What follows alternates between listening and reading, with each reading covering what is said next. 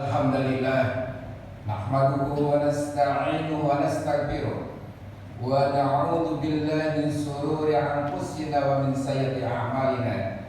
May yahdihillahu fala mudilla lahu wa may yudlil fala hadiya lahu. Asyhadu an la ilaha illallah wahdahu la syarika lahu wa asyhadu anna Muhammadan abduhu wa rasuluh. Allahumma shalli ala Muhammad wa ala alihi wa sahbihi ajmain. Qala Allah Ta'ala fil Qur'anil Karim, a'udzu billahi minasyaitonir rajim. Ya ayyuhalladzina amanu taqullaha haqqa tuqatih wa la tamutunna illa wa antum muslimun. Ya ayyuhalladzina amanu taqullaha wa qulu qawlan sadida yuslih lakum a'malakum wa yaghfir lakum dzunubakum wa may yuti'illah wa rasulahu faqad faza fawzan 'azima. Amma ba'du usikum wa nafsi bittaqwallahi wa ta'atihi la'alakum tuflihun. Ma'asyiral muslimin rahimahullah, sedang berbahagia, kita bersyukur pada siang ini masih diberikan kesempatan ini oleh Allah Subhanahu wa taala, sehingga kita diberikan nikmat sehat, terutama nikmat iman dan nikmat Islam. Maka marilah kita syukur nikmat yang baik ini dalam kesempatan sekarang ini. Salawat serta salam semoga tercurah kepada uswah kita Habibana wa Nabiyana Muhammad sallallahu alaihi wasallam. Karena berkat Rasulullah kita mengenal Islam ini. Ma'asyiral muslimin rahimahullah, Rasulullah ketika membangun masyarakat Islam adalah pendekatannya dengan 3 pilar. Yang pertama, Rasulullah adalah pendekatannya lewat pilar masjid. Yang kedua adalah lewat pilar pasar. Yang ketiga adalah lewat pilar parlemen. Maka masalah masjid ini merupakan bagian sumber aktivitas umat Islam. Sampai kalau kita melihat dalam surat At-Taubah, surat yang ke-9, garis yang ke-6 dari atas, mau menyatakan maka lil musyrikina ayyul masajidallah. Gak mungkin orang musyrik memamurkan masjid Allah. Kenapa? Karena sahidina biar muslim kufur, karena dalam dirinya ada kekafiran. Maka kata Allah habitat amalhum fitunya wa binnari hum khalid. Orang-orang musyrik, orang-orang kafir maka akan hilang paling di dunia, di akhirat akan masuk neraka. Maka Allah kata di ayat ke-18 ya, baris yang ke-8 di bawah, maka innama ya'muru masajidallah man amana billah wal yaumil akhir wa aqimus shalah wa yutuna zakah wa lam yahsa illallah asa ayakunna ulaika humul muttaqin. Sesungguhnya yang suka mempermasih adalah hanya orang yang beriman kepada Allah dan hari akhir, dan juga orang yang mendirikan salat dengan benar, dan juga mengeluarkan zakat, dan orangnya tidak pernah takut kepada Allah Subhanahu wa taala. Maka hari ini orang masjid tidak boleh takut sama virus. Kita hanya takut sama Allah Subhanahu wa taala. Karena ketika takut sama selain Allah, kita akan terlibat syirik dalam kehidupan kita itu. Maka kata Allah, itulah yang akan dapat petunjuk di dalam hidup. Ketika terjadi tsunami di Aceh, ternyata yang selamat orang yang ada di masjid. Ketika di Cigintung Ciputat terjadi bencana, yang selamat adalah masjid. Maka aneh kalau manusia harus jauh dari masjid. Justru itulah masjid adalah tempat kumpul-kumpulnya umat. Nabi Muhammad ketika hijrah ke Madinah, ternyata yang pertama adalah masjid. Yang dibangunlah di rumah Ibnu Barak. Karena itulah tempat lain pertama berhenti, itulah namanya Masjid Baqi. Kenapa masjid yang dibangun?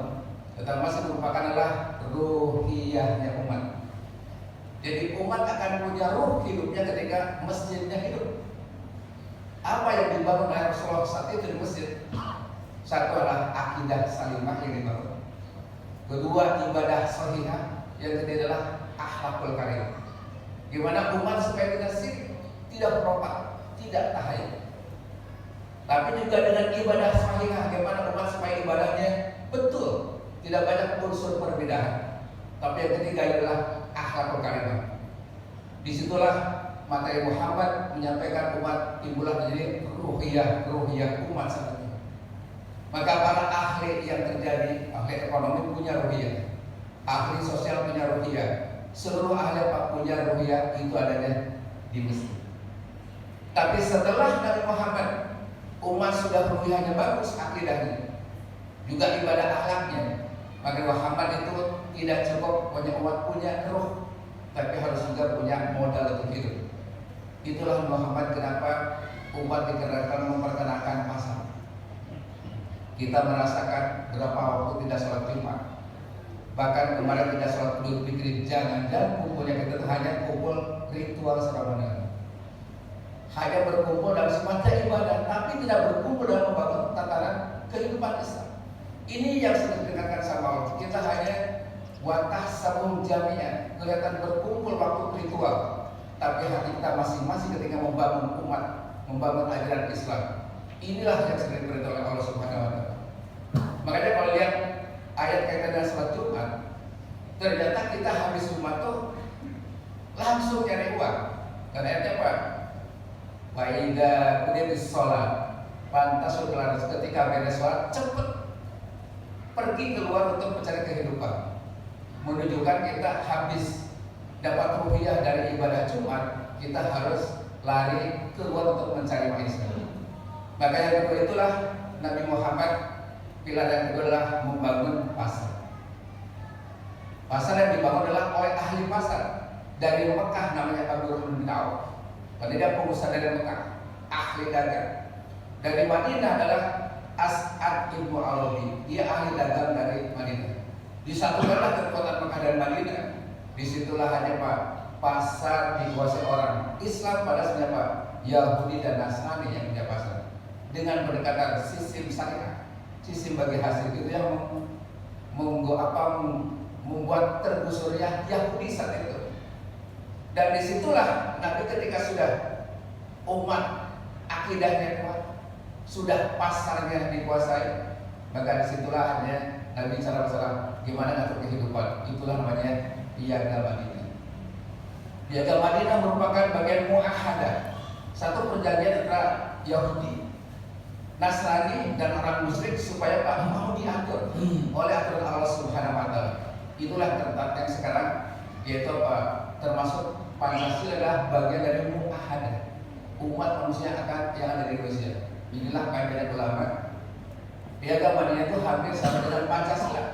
Tapi Pancasila adalah yang asli dibangun oleh dulu para pendiri bangsa itu, yaitu Pak yang utuh dari ketuhanannya, dari kemanusiaannya, dari persatuannya, terakhir juga masalah keadaan sosial. Tapi akan rusak ketika Pancasila sudah dimutilasi. Jadi Trisila, jadi Ekasila, ini akan rusak. Kenapa? Karena dalam muahadah yang ditentukan oleh para ulama dulu. Nabi Muhammad pun mohon seperti itu namanya piagam Madinah. Tapi bedanya piagam Madinah Pak seluruh diatur oleh aturan Allah dan Rasul oleh orang Islam sehingga aman. Kenapa? Karena Islam itu dalam agama tidak pernah maksa. La ikrahafidin, nggak ada dipaksa supaya berubah agama. Yang kedua, dari ibadah Islam tidak maksa. Karena ada lakum minum walin. Hanya Pak umat itu jadi aman, tentram. Tapi ketika yang mereka bukan orang yang paham Islam yang utuh, ajaran yang benar, itulah kemudian adanya keretakan sosial, hilangnya keakraban berbangsa bernegara. Kenapa? Ada orang masakan kehendak tapi tidak turunnya yang tidak rahmat alamin. Seandainya yang prakteklah seperti Muhammad Rabbul Alamin, itulah yang dibutuhkan hari. Masalah muslimin, Allah, kunci yang paling kuat adalah umat harus bersatu dalam membela kebenaran. Wabillahi minasyaitonir rajim. Wa'tasimu bihablillah jami'an wa la tafarraqu wadhkuru ni'matallahi 'alaikum id kuntum a'daan fa'alafa baina qulubikum fa'asbahtum bi ni'mati ikhwana wa kuntum 'ala syafah minan fa'anqadakum minha kadzalika yubayyinu ayati lakum tahtadun. Barakallahu fikum wa fastaghfiruhu innahu huwal ghafurur rahim. Allah Ta'ala bil Qur'anil Karim. A'udzu billahi minasyaitonir rajim. wala takunu kalladzina tafarraqu wahtalafu min ba'di ma ja'ahum lahum ada dunia. Para saudara muslimin rahimahullah, sebelumnya berbahagia kita renungkan surat Al-Imran. Qur'an pada kita, wala takunu kalladzina kafaru wahtalafu min ba'di ma ja'ahum jangan kalian berpecah belah, bercerai-berai. Setelah jelas datang Islam aturan yang paling hebat, kita praktekkan pahami, jangan bercerai-berai. Kenapa yang tidak akan dapat azab Allah Subhanahu wa taala? Maka marilah kita simak, ternyata virus COVID-19 apa? Tidak terlalu berbahaya. Kenapa? Karena ketika kita meninggal setelah COVID, kita sudah mati syahid. Mati syahidnya tidak berdarah-darah, paling cuma batuk, pusing, meninggal tapi dijamin masuk surga. Tidak ada sisa kubur, tidak dihisab masuk surga. Yang paling berat adalah ketika terjadi kalau virusnya virus HIV, haluan ideologi Pancasila yang sudah mengarah kepada haluannya bukan kepada Allah. Ini yang berbahaya. Kenapa? Karena inilah kalau sampai menetas berkembang akan menimbulkan berdarah-darah, ada konflik sosial, horizontal. Kenapa? Maka jihadnya kita harus berperang sampai kita berdarah-darah. Maka inilah harus dijaga, umat Islam harus kembali pada konsep yang betul. Itu yang sekarang bikin ribut. Kenapa? Ada manusia yang sedang menghilangkan Allah, menghilangkan agama Allah, menghilangkan utuh manusia. Maka itulah harus kita pisahkan.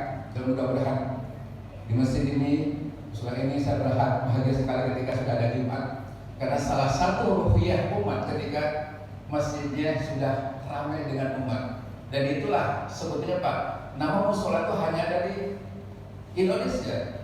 Ya Pak, yang ada itu Indonesia, yang itu di Islamnya masjid biasa sama masjid jami, dan kita sudah pakai Jumat sudah masjid jami. Mudah-mudahan kita dalam rangka sholat Jumat ini yang sudah ketiga kali kita diberkahi Allah, dan saya doakan sehingga musola Imam Mutakin itu menjadi masjid yang besar yang ingin menjadi sumber kegiatan umat yang sebaik-baiknya.